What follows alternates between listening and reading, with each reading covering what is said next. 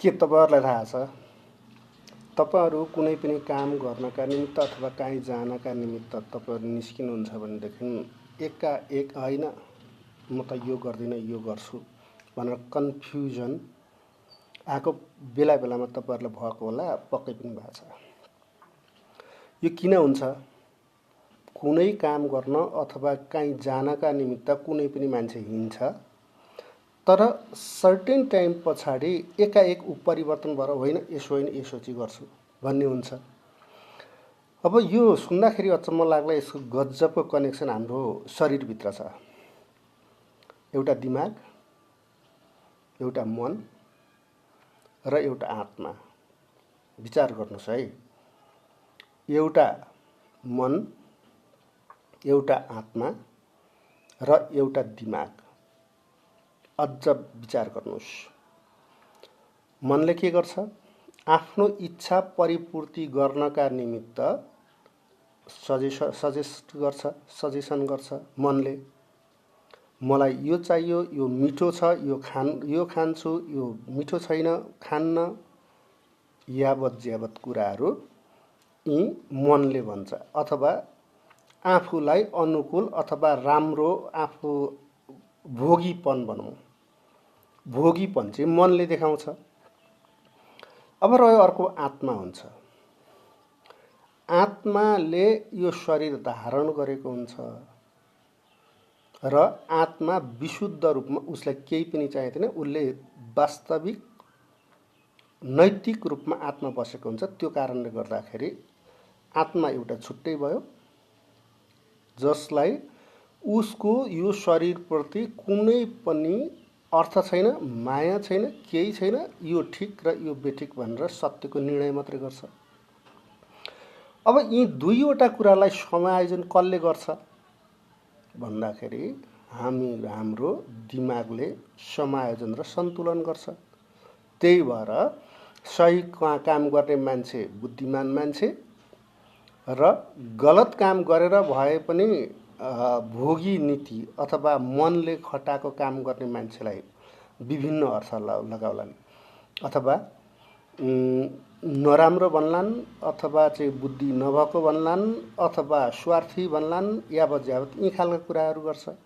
तर आखिरी आत्माले त्यो खटन गरेको हुँदैन, त्यो उसको मन होइन जुन चाहिँ स्वार्थी हुन्छ। र ती मन र आत्मा दुईवटालाई एक ठाउँमा समायोजन गर्नका निमित्त प्रयोग गर्ने जुन दिमाग हो, त्यसैले नै मानव जीवनको क्याटेगोराइज गरिदिन्छ अथवा वर्गीकरण गरिदिन्छ।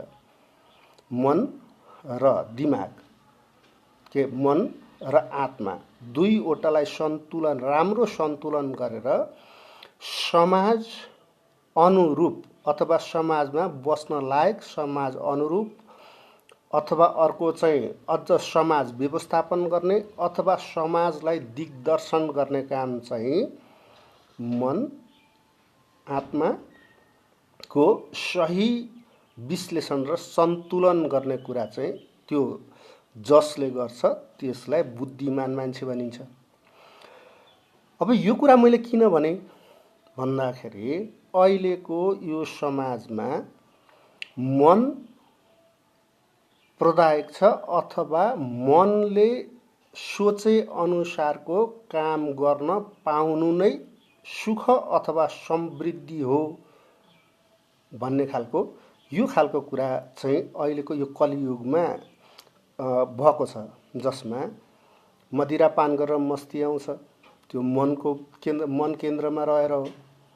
र यसै होइन, मन आत्मा र दिमाग यी कम्प्लिटली फरक पार्टहरू हुन् र यिनीहरूको मन र आत्मालाई सन्तुलन गर्नका निमित्त दिमागको प्रयोग हुन्छ। आफू अर्कोलाई क्षति नपुर्याइकन अथवा अर्कोलाई सुधारात्मक ढङ्गले, सुधार उन्मुख ढङ्गले व्यवस्थापन समाजलाई गर्छ भनेदेखि त्यो बुद्धिमान भयो होइन। त्यो खटाउने काम चाहिँ दिमागले गर्छ।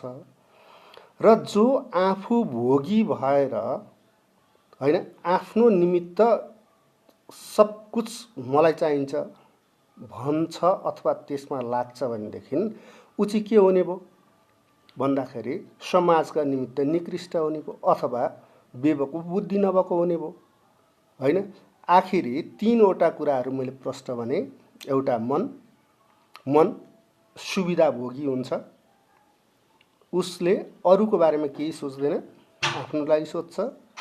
आत्मा जुन विशुद्ध रूपमा स्वार्थ रहित हुन्छ, जुन होइन जसले यो ठिक र यो बेठिक मात्रै छुट्याउँछ। यी दुईवटा कुरालाई सन्तुलनमा राख्न सक्नु त्यो बुद्धिको काम हो। जसले यो सन्तुलनमा राख्न सक्छ त्यसलाई बुद्धिमान मान्छेको रूपमा भनिन्छ। कृपया मेरो च्यानललाई सब्सक्राइब गरिदिनु होला र यस्तै ढङ्गले यो च्यानलमा म क्रमिक रूपमा एपिसोडहरू लिएर आउँदैछु। हस्, नमस्ते।